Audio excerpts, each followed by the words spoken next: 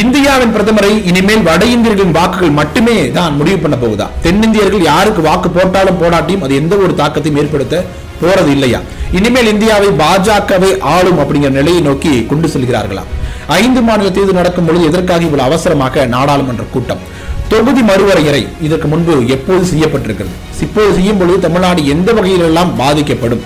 எவ்வளவு எம்பி சீட்டுகள் குறைக்கப்படும் அல்லது அதிகரிக்கப்படும்? முன்னாள் தேர்தல் ஆணையர் சொல்லக்கூடிய அந்த பகீர் உண்மை என்னவாக இருக்கிறது? தொகுதி மறுவரை பண்றீங்களா, பண்ணுங்க, ஆனா இதையெல்லாம் அடிப்படையாக வச்சு பண்ணுங்க அப்படின்னு ஒரு லிஸ்ட் கொடுக்கிறார். அதுல சொல்லக்கூடிய விஷயங்கள் என்னவாக இருக்குது? தமிழ்நாடு இவ்வளவு கொந்தளிப்பதற்கு காரணம் என்னவாக இருக்குது? வாங்க பேசலாம்.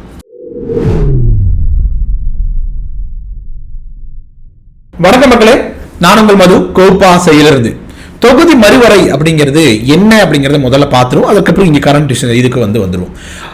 இதற்கு முன்பு பாத்தீங்கன்னா தொகுதி மறுவரை அப்படிங்கிறது 1951, 61, 71 அப்படிங்கிற 3 காலகட்டங்கள்ல பண்ணிருக்கிறாங்க. அது எதற்காக பண்றாங்க அப்படின்னு பார்த்தோம் அப்படின்னா, ஒரு எம்பி தேர்ந்தெடுக்கப்படுகிறார் அப்படின்னா ஒரு இந்தியாவில் இருக்கிற எல்லா எம்பிக்களுக்கும் ஒரே அளவான மக்கள் தேர்ந்தெடுக்கணும் அப்படிங்கிற ஒரு நிலை இருக்கணும். அப்படி பண்ணாதான், அதாவது ஒரு எம்பிக்கு 10 லட்சம் வாக்கள் இருக்கு அப்படின்னா இன்னொரு எம்பிக்கும் 10 லட்சம் வாக்கள் இருக்கணும். அப்படி இருக்கும் பொழுது அவங்க என்ன பண்ண முடியும்? எம்பியால திறம்பட செயல்பட முடியும். ஒரு எம்பிக்கு ஒரு 3 லட்சம் ஓட்டு இருக்கு, வாக்காளர்கள் தான் ஓட்டு போட்டு தேர்ந்தெடுக்கிறாங்க. இன்னொரு எம்பிக்கு 10 லட்சம் வாக்காளர்கள் தேர்ந்தெடுக்கிறாங்க அப்படின்னா அவங்களோட செயல்திறன் பாதிக்கப்படும் அப்படிங்கிறது முதல் கான்செப்டாக சொல்லப்படுது. ஒரே மாதிரியான சமத்துவமாக இருக்கணும் அப்படிங்கறது முக்கியமான நோக்கமாக இருந்திருக்கு. இது மாதிரி தொடர்ந்து இது மாதிரி பண்ணிருக்காங்க. இதற்கு முன்பு பாத்தீங்க அப்படின்னா 1951 தொகுதி மறுவரை பண்ணிருக்காங்க. 61, 71 வரைக்கும் தொகுதி முறை பண்ணிருக்காங்க. அதற்கு பிறகு அந்த தொகுதி மறுவரை அப்படிங்கிறது நிறுத்தி வைக்கப்பட்டிருக்கிறது. இதனால அப்படின்னா இந்த மக்கள் தொகை பெருக்கம் அப்படிங்கிறது கட்டுப்படுத்தணும் அப்படிங்கிறதுக்காக குடும்ப கட்டுப்பாடு திட்டம் அப்படிங்கிறது கொண்டு வரப்படுது. அதை நம்ம கட்டுப்படுத்தணும் என்ன ஆகும் அப்படின்னா மக்கள் தொகை குறையும். சரியாக பண்ணோம் அப்படின்னா குறையும். குறையும் பொழுது மக்கள் தொகையின் அடிப்படையில் தொகுதி மறுவரை பண்ணும் பொழுது இதை சரியாக செஞ்ச ஒரு மாநிலம் பாதிக்கப்படும் அப்படிங்கிறதுனால இதை அப்படியே ஹோல்ட் பண்ணி வைக்கிறாங்க. அடுத்த 25 ஆண்டுகளுக்கு தொடரும் அப்படின்னு 1976ஆம் ஆண்டு சொல்றாங்க. 2001க்கு மீண்டும் அந்த 25 ஆண்டு முடிஞ்சு திருப்பி வாஜ்பாய் அவர்களுடைய அரசாங்கம் இருக்கும் பொழுது தொகுதி மறுவரை பண்ணலாம் அப்படிங்கிற ஒரு பேச்சு எழும் பொழுது வாஜ்பாய் விதிதான் சொல்றார்.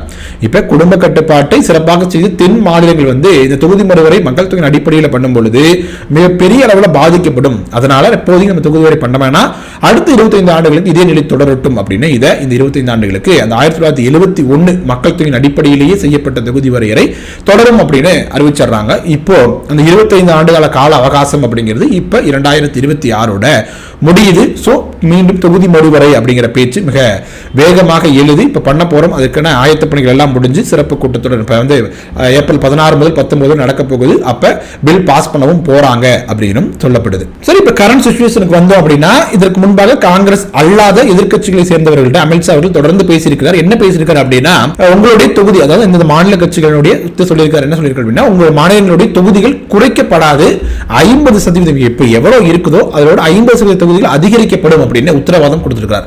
அந்த வகையில பார்த்தோம் அப்படின்னா இப்ப தமிழ்நாட்டை பொறுத்தவரைக்கும் 39 தொகுதிகள் இருக்கு. இது 50% அதிகரிக்கிறாங்க அப்படின்னா தமிழ்நாடு புதுச்சேரியோட சேர்த்து தொகுதியோட எண்ணிக்கை அப்படிங்கிறது ஒரு 59 தொகுதிகள் 60 தொகுதிகளாக அதிகரிக்கிறதுக்கான வாய்ப்பு இருக்கு. இதுவே உத்தரப்பிரதேசம் எடுத்துட்டோம் அப்படின்னா 80 தொகுதிகளில் இருந்து 120 தொகுதிகளாக வரும். அதாவது அமித்ஷா அவர்களோட சொன்ன கணக்கின் அடிப்படையில் பார்த்தோம் அப்படின்னா மகாராஷ்டிரா பொறுத்த வரைக்கும் 48 தொகுதிகள் அப்படிங்கிறது 72 தொகுதிகளாக மாறும் அப்படிங்கிற நிலை தான் அவர் சொன்ன அடிப்படையில் இருக்கு.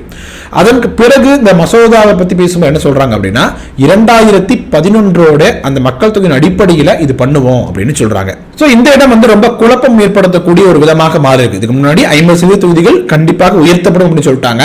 இப்போ 2011 மக்கள் தொகையின் அடிப்படையில் அப்படின்னு சொல்றாங்க. இப்போ என்ன நடக்கலாம் அப்படின்னா 2011 மக்கள் தொகை அடிப்படையில் ஒரு நம்பர் வரும். அதாவது மக்கள் தொகை அடிப்படையில் நம்ம பண்ணோம் அப்படின்னா நமக்கு ஒரு 45 தொகுதிகள் 48 தொகுதிகள் வருவதற்கான வாய்ப்பு இருக்கு. அதுல இருந்து ஒரு 50% தொகுதிகளை உயர்த்துறாங்க அப்படிங்கிற மாதிரி கணக்கா அப்படி ஒருவர் பண்ணாங்க அப்படின்னா இது உத்தரப்பிரதேசத்தை பொறுத்த வரைக்கும் 80 தொகுதிகள் அப்படிங்கிறது 143 தொகுதிகளாக அதிகரிப்பதற்கான வாய்ப்புகள் இருக்கு அப்படின்னு சொல்லப்படுது. இப்போ என்ன நிலைமை இருக்கு அப்படின்னா உத்தரப்பிரதேசத்தை யார் கைப்பற்றுறாங்களோ, பெருவாரியான தொகுதியில் யார் வெற்றி பெறாங்களோ அவங்க அந்த கட்சி தான் ஆட்சி அமைப்பாங்க அப்படிங்கிற நிலை தான் இப்பவும் இருக்கு. இப்படி இருக்கும் பொழுது இந்த அளவுக்கு தொகுதிகள் எண்ணிக்கை உயரும் பொழுது பீகாருடைய எண்ணிக்கை 80 முதல் 90ஆக உயரும், 143ஆக உயரும் அப்படின்ட்டு வட இந்தியர்களோட அந்த வட இந்திய மாநிலங்களுடைய அந்த எண்ணிக்கையை கூட்டினாலும் அப்படின்னாலே நம்ம தென்னிந்திய மாநிலங்களுடைய எண்ணிக்கைக்கு பாதி அளவிற்கு கூட வராது. அதாவது தென்னிந்திய மாநிலங்களுடைய தொகுதிகளுடைய எம்பிக்களின் எண்ணிக்கை வட இந்தியர்களின் எம்பிக்களின் எண்ணிக்கைக்கு பாதி கூட வராது படாது அப்படிங்கிற நிலை தான் இருக்கு. இப்ப என்ன நடக்கும் அப்படின்னா வட இந்தியர்களோட வாக்குகள் மட்டும் போதும் அப்படிங்கிற நிலை உருவாகும். இப்ப நம்ம திட்டங்கள் செயல்படுத்தினா வாக்கு வந்து இங்கே தான் இருக்குது, இங்கே இந்த திட்டத்தை செயல்படுத்தினா போதும் வாக்குகள் போற்ற போறாங்க அப்படிங்கிற நிலை உருவாகும். நம்ம எவ்வளவு குரல் கொடுத்தாலும் எவ்வளவு கத்தினாலும் அது டெல்லி வரை கேட்க போறது இல்லை அப்படிங்கிற நிலை உருவாகும் அப்படிங்கிறது தான் தமிழ்நாடும் சரி தென்னிந்தியாவும் சரி இவ்வளவு கொந்தளிப்பதற்கான காரணமாக இருக்குது. அது மட்டும் இல்லாம மத அரசியல் அப்படிங்கிறது மிக எளிமையாக எடுபடக்கூடிய இடமாக வட இந்தியா அப்படிங்கிறது இருக்குது. தொடர்ந்து பார்த்தீங்கன்னா இந்து மத சார்ந்த அரசியலாக இருக்கட்டும், முஸ்லீம் வெறுப்பு அரசியலாக இருக்கட்டும், ரொம்ப கை கொடுக்கக்கூடிய இடமாக வட இந்தியா அப்படிங்கிறது இருக்கும் பொழுது இது அந்த யோசிச்சு பாருங்க, ஒருவேளை வட இந்தியா மட்டும்தான் இந்திய பிரதமரை தேர்ந்தெடுக்கும் அப்படிங்கும் பொழுது பிரதமர் அப்படி தேர்ந்தெடுக்கக்கூடிய பிரதமர் அப்படிங்கிறவர் அந்த மக்களை குளிர்விக்கணும் அப்படிங்கிறதுக்காகவே இந்த மத அரசியலை மிக வீரியமாக கையில் தூக்கி பிடிவதற்கான வாய்ப்புகளை ஏற்படுத்தி கொடுக்கும். அது என்ன பண்ணாலும் அதை சப்போர்ட் பண்றதுக்கு மக்கள் இருக்கிறாங்க, அவங்க வாக்களிக்கிறதுக்கு மக்கள் இருக்கிறாங்க அப்படிங்கும் பொழுது அதை இன்னும் வீரியமாக அடுத்த கட்டத்தை நோக்கி கொண்டு செல்வாங்க அப்படிங்கிறது இந்தியாவின் பன்முகத்தன்மைக்கு மிகப்பெரிய பாதிப்பை ஏற்படுவதற்கான எல்லா சாத்தியக்கூறுகளுமே இருக்கு. அதே நேரத்தில் இப்போதே ஒரு மசோதா நிறைவேற்றப்படுது அப்படின்னா வட இந்தியர்களுடைய எம்பிக்களுடைய ஆதரவோட ஈஸியாக நிறைவேற்றிட்டு போயிடுறாங்க. இது இந்த நிலை இதுக்கு தொகுதி முறைக்கு பின்பு எம்பிக்கள் எண்ணிக்கை அதிகரிக்கிறாங்க அப்படின்னா நாடாளுமன்றத்தினுடைய தென்னிந்தியாவுடைய செயல்பாடு அப்படிங்கிறது ரொம்ப மங்கி போயிடும். மசோதாக்கள் தென்னிந்தியாவுக்கு எதிராக நிறைய நிறைவேற்றினாலும் கூட அதை தடுப்பதற்கான வாய்ப்புகள் எந்த வகையிலும் இல்லாமலேயே போயிடும். திட்டங்கள் நிறைய அளவில் தென்னிந்தியாவுக்கு வருவது அப்படிங்கிறது குறைக்கப்படும் போன்ற எல்லா மாதிரியான ஒரு ஐயத்தையும் வந்து தென்னிந்தியாவை சேர்ந்த அரசியல் கட்சிகளும் சரி அரசியல் திறனாய்வாளர்களும் முன்வைச்சிட்டு இருக்கிறாங்க. தமிழ்நாடு முதலமைச்சர் ஸ்டாலின் அவர்கள் வந்து நிறைய வகையில் எதிர்ப்புகள் தெரிவிச்சிட்டு இருக்காரு. முக்கியமா சொல்லணும் அப்படின்னா ஏன் இந்த மௌனம் அப்படின்னு சொல்றாரு. அதாவது எதன் அடிப்படையில் 2011 50% அதிகரிக்கிறீங்க, எதன் அடிப்படையில் பண்ண போறீங்க அப்படின்னு வெளிப்படையா சொல்லுங்க, அதையும் சொல்ல மாட்டேங்கிறீங்க அப்படின்னு சொல்றாரு. இன்னொன்னு 5 மாநில தேர்தல் நடக்கும்போது எதற்காக இப்போது இந்த கூட்டத்தொடர் ஏப்ரல் 29க்கு பிறகு வைக்கலாம்ல அப்படின்னு கேட்கிறார். அதுவும் சரியான ஒரு கேள்வியாகத்தான் தோன்றுது. எதற்காக இவ்வளவு பிரஷர்? இந்த கட்சிகள் எல்லாமே இந்த தேர்தல் பரபரப்பில் இருக்கும் பொழுது எதற்கு திடீர்னு ஒரு நாடாளுமன்ற கூட்டத்தொடர் கேட்டா மகளிர் இடஒதுக்கீடுக்கு தான் பண்ணணும் அப்படின்னு சொல்றாங்க. ஆனா அந்த இடஒதுக்கீடு அப்படிங்கிறது அடுத்த நாடாளுமன்ற தேர்தலில் இருந்து அமல்படுத்தப்படும் அப்படின்னு செய்தி வந்த வண்ணம் இருக்குது. அப்படி இருக்கும்போது எதற்காக இவ்வளவு அவசரம் அப்படிங்கிற ஒரு கேள்வி எழத்தான் செய்யுது. ஒரு முக்கியமான ஒரு திருத்தம் அப்படி பண்ணும்போது அனைத்து கட்சிகளையும் கூட்டி பேசணும் அப்படிங்கிறது ஏன் பண்ணல? வெளிப்படைத்தன்மை இல்லாம இருக்குது. கருத்து கேட்பு கூட்டங்கள் ஏன் நடத்தப்படல அப்படிங்கிற மாதிரி நிறைய அடுக்கடுக்கான கேள்விகளை முன் வச்சிருக்கார். இதுவே முன்னாள் தேர்தல் ஆணையராக இருக்கக்கூடிய எஸ்.வி. குரேஷி அவர்கள் வந்து முக்கியமான ஒரு விஷயத்தை பேசியிருக்காரு. என்ன சொல்லியிருக்காரு அப்படின்னா, அதாவது கூட்டாட்சி தத்துவத்திற்கு இந்த தொகுதி மறுவரை இப்ப பண்ணக்கூடிய இந்த பண்றாங்க இல்லையா தொகுதி மறுவரை அப்படிங்கிறது மிகவும் பாதகமானதாக இருக்கும் அப்படின்னு சொல்றாரு. அவர் நிறைய விஷயங்கள் பட்டியலிடுறார். இதன் அடிப்படையில் தொகுதி மறுவரை பண்ணோம் அப்படின்னா ஓரளவுக்கு சரியானதாக இருக்கும் அப்படின்னு சொல்றாரு. அதாவது ஃபர்ஸ்ட் என்ன சொல்றாரு அப்படின்னா, பிறப்பு விகிதம் அப்படிங்கிறது சமமாகும் வரைக்கும் 1971 அடிப்படையில் என்ன ஒரு எம்பி சீட் ஃபாலோ பண்ணிட்டு இருக்கோமோ அதே நிலையை தொடரலாம் அப்படின்னு சொல்றாரு. ஏன்னா நம்ம தமிழ்நாட்டின் பிறப்பு விகிதம் ரொம்ப கம்மி, உத்தரப்பிரதேச பிறப்பு விகிதமும் ரொம்ப அதிகமா இருக்கும் பொழுது நார்மலாகவே அங்க அதிக எம்பிக்கள் போவாங்க. அந்த உத்தரப்பிரதேசத்துக்கு வந்து நிறைய அட்டென்ஷன் கிடைக்கும், உத்தரப்பிரதேசம் போன்ற மாநிலங்களுக்கு. அப்படி இருக்கும்போது எல்லா பக்கமும் சமமான பிறப்பு விகிதம் இருந்துச்சு அப்படின்னா சரியான தொகுதி மறுவரை இருக்கும் அப்படிங்கிறது இவரோட கருத்தாக இருக்குது. அடுத்தது தொகுதி முறை பண்றீங்க, ஓகே, இப்ப பண்ணிதான் ஆகணும் அப்படின்னு எடுத்துட்டீங்க அப்படின்னா மக்கள் தொகையின் அடிப்படையில் 80%, கல்வி மற்றும் சுகாதார அடிப்படை 20% அப்படிங்கிற அடிப்படையில் தொகுதி முறை வரை பண்ணுங்க அப்படிங்கிறது அவருடைய அடுத்த முக்கியமான இதாக இருக்குது. அடுத்து மாநிலங்களவைக்கு கொடுக்கக்கூடிய எம்பிக்கள் இருக்கு இல்லையா, ஒவ்வொரு மாநிலத்திற்கும் ஒவ்வொரு மாநிலங்களவை எம்பிக்கள் கொடுப்பாங்க. தமிழ்நாட்டை பொறுத்த வரைக்கும் 18 மாநிலங்களவை எம்பிக்கள் இருக்கிறாங்க. அது மாதிரி உத்தரப்பிரதேசத்துக்கு இதை விட 30க்கு மேல இருக்காங்க. அது மாதிரி எல்லா மாநிலத்துக்கும் அப்படி வேறு வேறு மாநிலங்களவை எம்பிக்கள் இல்லாம ஒரே சமமாக எல்லா மாநிலத்திற்கும் ஒரு 15 எம்பி 10 எம்பி அப்படின்னு நிலையா கொடுத்துட்டீங்க அப்படின்னா மாநிலங்களோட குரல் வந்து மாநிலங்களவையில வந்து சமமாக ஒலிப்பதற்கான வாய்ப்பு இருக்கும் அப்படிங்கிறதோட சொல்லியிருக்கார். அப்படி தேர்ந்தெடுக்கக்கூடிய மாநிலங்களவை உறுப்பினர்கள் வந்து பார்த்தீங்கன்னா அந்த மாநிலத்தை சேர்ந்தவராகவே இருக்கணும் அப்படிங்கிறதும் சொல்றாங்க. இப்போ எல் முருகன் அவர்கள் வந்து மத்திய அமைச்சராக இணை அமைச்சராக இருக்கிறாரு.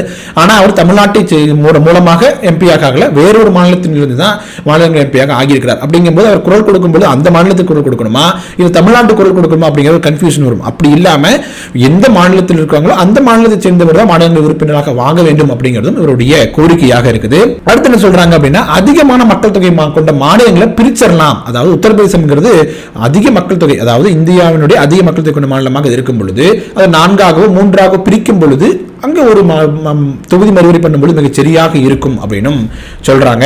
அதே மாதிரி இந்த ஒரு செயல்பாட்டை வந்து உடனே கொண்டாந்து 2029 தேர்தலில் இம்ப்ளிமெண்ட் பண்ணாம கொஞ்சம் கொஞ்சமாக இம்ப்ளிமெண்ட் பண்ணலாம். 2029, 34, 39 அப்படின்னு கொஞ்சம் கொஞ்சமாக பண்ணும்பொழுது அதற்கு மக்கள் ஆப்ட் ஆவதற்கும் அரசியல் கட்சிகளின் செயல்பாட்டை உற்று நோக்குவதற்கும் எப்படியெல்லாம் அதாவது அரசியல் செய்யலாம், அரசியல் அது என்ன சொல்றேன் அப்படின்னா எப்படியான திட்டங்களை கொண்டு வருவதற்கு எப்படி சரியாக இருக்கும் அப்படின்னு காய்கள் நகர்த்துவதற்கு மிக சரியாக இருக்கும் அப்படின்னு கருத்து தொகுதி வைக்கிறாரு. இந்த தொகுதி மறுவரை ஆணையம் என்று அமைக்கிறீங்க இல்லையா, அந்த ஆணையத்தில் நம்ம பாத்தீங்கன்னா கூட்டாட்சி தத்துவ நிபுணர்கள் இருக்கணும், அரசியலமைப்பு சட்ட நிபுணர்கள் எல்லாமே நிபுணர்கள் கொண்ட ஒரு குழுவாக இருக்கணுமே தவிர குறிப்பிட்ட ஒரு சித்தாந்தம் சார்ந்தவர்களாக குறிப்பிட்ட கட்சியை சார்ந்தவர்களாக இந்த குழுவை ஏற்படுத்தக்கூடாது அப்படிங்கிறது இவரோட கோரிக்கையாக இருக்குது. அப்புறம் பெரும்பான்மையான மக்கள்கிட்ட கருத்து கேட்பு கூட்டங்கள் நடத்தணும், இந்தியா முழுவதும் கருத்து கேட்பு கூட்டங்கள் நடத்தணும் அப்படிங்கிறது ஒரு முக்கியமான கோரிக்கையாக முன் வச்சிருக்கிறார். இதன் அடிப்படையை வச்சு தொகுதி மறுவரை பண்ணும்போது ஓரளவுக்கு சரியானதாக இருக்கும் அப்படிங்கிறதா முன்னாள் தேர்தல் ஆணையராக இருந்த எஸ்.வை. குரேஷி அவர்களுடைய கூற்றாக இருக்குது. இப்ப 543 அப்படிங்கிற எண்ணிக்கை 816 உயர்த்தப்பட போகிறது அப்படிங்கிறது ஓரளவுக்கு உறுதியாகிவிட்டதுன்னு சொல்லலாம். ஏன்னா அவங்க மெஜாரிட்டி இருக்கக்கூடிய கட்சியாக பாஜக இருக்கும் பொழுது அவங்க நினைப்பதுதான் நடக்குது அப்படிங்கிற இருக்கும் பொழுது இதுதான் நடக்க போகுது அப்படின்னு நமக்கு தெரிஞ்சு போயிருச்சு. 816 உயர்த்தப்படும் பொழுது மாநிலங்களுடைய அந்த குரல் அப்படிங்கிறது, தென் மாநிலங்களோட குரல் அப்படிங்கிறது நாடாளுமன்றத்தில் கேட்பது அப்படிங்கிறது குறைந்து போவதற்கான வாய்ப்புகளே நிறைய இருக்குது. வட இந்தியர்களுடைய எண்ணிக்கை அதிகரிக்கும், அவங்க மட்டுமே இருந்தால் போதும், அவங்களுடைய ஆதரவு இருந்தால் போதும், யார் ஆதரவு தெரிவிக்கிறாங்களோ அவர்கள் பிஎம் ஆகவோ இந்தியாவை ஆளக்கூடிய கட்சிகளாக மாறலாம் அப்படிங்கிற நிலை உருவாகுது அப்படின்னா அது தென்னிந்தியாவிற்கு மிகப்பெரிய பாதகத்தை ஏற்படுத்தும். ஒரு குடும்ப கட்டுப்பாடு திட்டத்தை மிக சரியாக செய்த மாநிலங்களுக்கு இவ்வளவு பெரிய தண்டனையா அப்படிங்கிறதா எல்லாத்தினுடைய கேள்வியாகவும் இருக்குது. நீங்க என்ன நினைக்கிறீங்க மக்களே? இந்த தொகுதி மறுவரை அப்படிங்கிறது எப்படி நடந்தது ஆகணுமா? ஏன்னா 10 ஆண்டுகளுக்கு ஒரு முறை பண்ணணும் அப்படிங்கிறது அரசியலமைப்பு சட்டத்தில் இருக்கக்கூடிய இதாக இருக்கும்போது ஒரு வழக்கமான நடைமுறை அப்படின்னு தான் நினைக்கிறீங்களா, இல்ல இந்த மக்கள் தொகை அடிப்படையில் பண்ணாம அவர் எப்படியெல்லாம் பண்ணா சரியாக இருக்கும் அப்படின்னு நீங்க நினைக்கிறீங்க அப்படிங்கிற உங்களுடைய கருத்துக்களை கமெண்ட் செக்ஷன்ல சொல்லுங்க. வீடியோ பிடிச்சிருந்துச்சு அப்படின்னா லைக் பண்ணுங்க, ஷேர் பண்ணுங்க, கோபாஸ் யூடியூப் சேனலை சப்ஸ்கிரைப் பண்ணிக்கோங்க. தொடர்ந்து பேசுவோம். நன்றி.